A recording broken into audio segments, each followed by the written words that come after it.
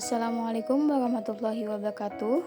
Perkenalkan, nama saya Aulia Rahmah dari Program Studi Pendidikan Guru Sekolah Dasar Fakultas Keguruan dan Ilmu Pendidikan Universitas Lambung Mangkurat dengan NIM 241012522089. Di sini saya akan mempresentasikan materi tentang peta, atlas, dan globe untuk memenuhi tugas mata kuliah Ilmu Pengetahuan Sosial dengan dosen pengampu Bapak Zain Ahmad Fauzi, SPD MPD. Masuk di materi yang pertama, yaitu ada peta. Peta, istilah peta dalam bahasa Inggris disebut map. Kata itu berasal dari bahasa Yunani, mappa, yang berarti taplak atau kain penutup meja. Peta dapat diartikan sebagai gambaran seluruh atau sebagian dari permukaan bumi yang diperkecil pada sebuah bidang datar atau diproyeksikan dalam dua dimensi dengan metode dan perbandingan tertentu. Gambar yang ada pada peta merupakan informasi geografis yang berhubungan dengan bentuk wilayah beserta kenampakan alam atau budaya.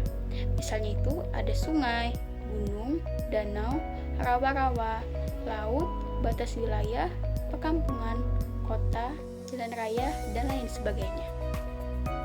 Pada umumnya, peta digambarkan pada suatu bidang datar dan diperkecil atau diskalakan. Peta adalah gambar, akan tetapi tidak semua gambar adalah peta. Tentunya, kita dapat mengetahui apa yang membedakannya. Penggunaan skala pada peta merupakan perbandingan antara bidang gambar dengan permukaan bumi yang sebenarnya.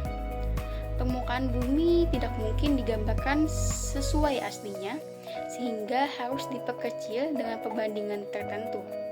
Karena peta, sebagian gambar permukaan bumi adalah sebuah bidang datar, sedangkan bumi merupakan benda berbentuk bola. Maka untuk membuat peta, baik sebagian maupun keseluruhan permukaan bumi harus menggunakan teknik proyeksi tertentu. Nah, ilmu yang mempelajari tentang pengetahuan dan teknik pembuatan peta disebut dengan kartografi.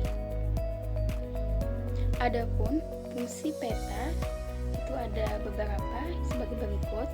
Yang pertama ada menunjukkan posisi atau lokasi suatu tempat di permukaan bumi. Yang kedua, itu memperlihatkan ukuran, luas maupun jarak, dan arah suatu tempat di permukaan bumi. Yang ketiga, itu menggambarkan bentuk-bentuk di permukaan bumi seperti benua, negara, gunung, sungai, dan bentuk-bentuk lainnya. Yang keempat, itu ada membantu peneliti sebelum melakukan survei dengan mengetahui kondisi daerah yang akan diteliti. Yang kelima, itu ada menyajikan data tentang potensi suatu wilayah. Yang keenam, itu ada alat analisis untuk mendapatkan suatu kesimpulan. Yang ketujuh, itu ada alat untuk menjelaskan rencana-rencana yang diajukan. Fungsi yang kedelapan, itu ada alat untuk mempelajari hubungan timbal balik antara fenomena-fenomena atau gejala-gejala geografi di permukaan bumi. Selanjutnya ada jenis-jenis peta. Jenis-jenis peta terbagi menjadi tiga. Yang A ada berdasarkan isi. Yang satu pertama itu ada peta umum. Peta umum adalah peta yang menggambarkan seluruh penampakan yang ada di permukaan bumi. Yang kedua ada peta khusus, yaitu peta tematik. Peta yang menggambarkan atau menyajikan informasi penampakan tertentu atau secara spesifik di permukaan bumi. Yang B itu ada berdasarkan skala. Yang pertama itu ada peta kadaster, yang kedua ada peta skala besar, yang ketiga ada peta skala sedang, yang keempat ada peta skala kecil, dan yang kelima ada peta geografis. Yang C Itu berdasarkan bentuknya.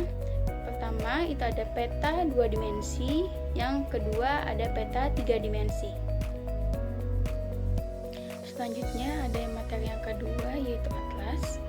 Atlas adalah kumpulan peta yang telah dikumpulkan. Sebuah atlas memuat beberapa jenis peta, baik peta umum maupun peta khusus. Dengan demikian, perbedaannya dengan peta terletak pada cara penyajiannya. Pada umumnya, atlas dapat dibedakan menjadi 3 macam, yaitu yang pertama ada atlas dunia. Atlas dunia adalah atlas yang memuat keadaan geografis permukaan bumi yang meliputi benua Asia, Afrika, Eropa, Amerika, Australia, dan Antartika, serta batas-batas negaranya. Yang kedua, itu ada atlas regional. Atlas regional adalah atlas yang memuat sebagian permukaan bumi, baik berupa kesatuan negara maupun benua. Yang ketiga, itu ada atlas nasional. Atlas nasional adalah atlas yang dibuat secara nasional mengenai suatu negara tertentu, yang isinya berorientasi pada data, gambar, pulau, dan wilayah negara pembuatannya. Selanjutnya itu ada materi ketiga tentang globe. Istilah globe berasal dari bahasa Latin, yaitu globus, yang berarti bulatan atau bola. Jadi, globe merupakan tiruan bola bumi dalam ukuran yang lebih kecil. Benda tiruan yang membentuk bola tidak hanya bumi, tapi bisa juga bola langit dan bulan. Baik peta, atlas, maupun globe merupakan 3 jenis alat yang biasanya digunakan dalam mempelajari ilmu geografis. Globe sebagai gambar permukaan bumi yang berbentuk 3 dimensi, memiliki skala yang benar dibanding dengan peta yang berbentuk bidang datar. Adapun kegunaan globe pada umumnya sama dengan kegunaan peta dan atlas, yaitu yang pertama, untuk mengetahui bentuk daratan dan lautan yang mirip dengan kenyataannya. Tidak seperti pada peta dan atlas yang mengalami perubahan baik dalam bentuk maupun luas. Yang kedua, itu ada mencari jalur kapal laut atau udara yang terdekat di antara 2 tempat titiknya. Caranya dengan menghubungkan kedua titik tempat pada globe dengan benang.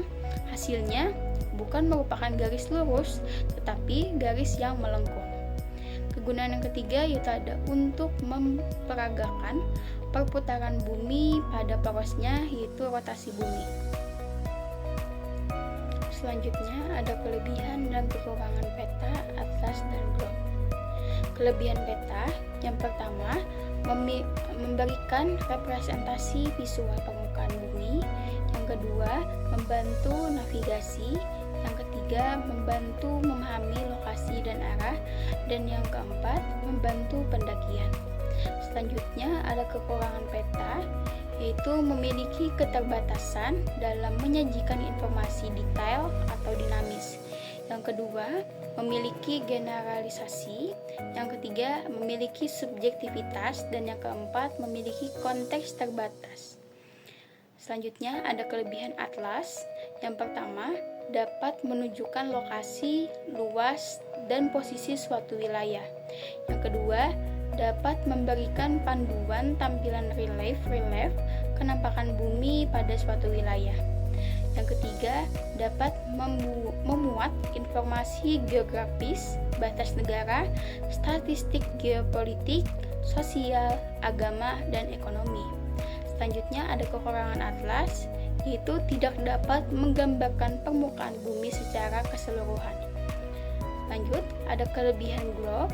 Yang pertama, itu ada membentuk globe menyerupai bumi yang sebenarnya.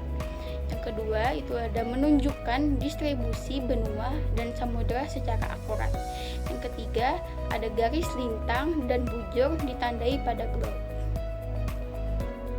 Selanjutnya, ada peran peta, atlas, dan globe.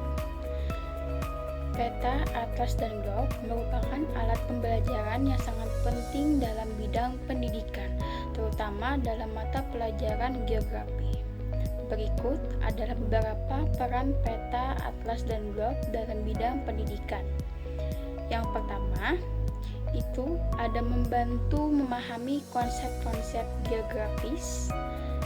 Peta, atlas, dan globe membantu siswa memahami konsep-konsep geografis seperti letak geografis, batas negara, dan distribusi daratan dan air. Yang kedua, membantu memahami kenampakan alam dan sosial. Peta, atlas, dan globe membantu siswa memahami kenampakan alam dan sosial negara-negara tetangga seperti bentang alam, iklim, dan kebudayaan. Selanjutnya yang ketiga, itu membantu memahami benua-benua dan distribusi daratan dan air. Peta, atlas, dan globe membantu siswa memahami benua-benua dan distribusi daratan dan air di bumi. Mungkin itu saja materi yang bisa saya sampaikan dan saya presentasikan. Terima kasih. Wassalamualaikum warahmatullahi wabarakatuh.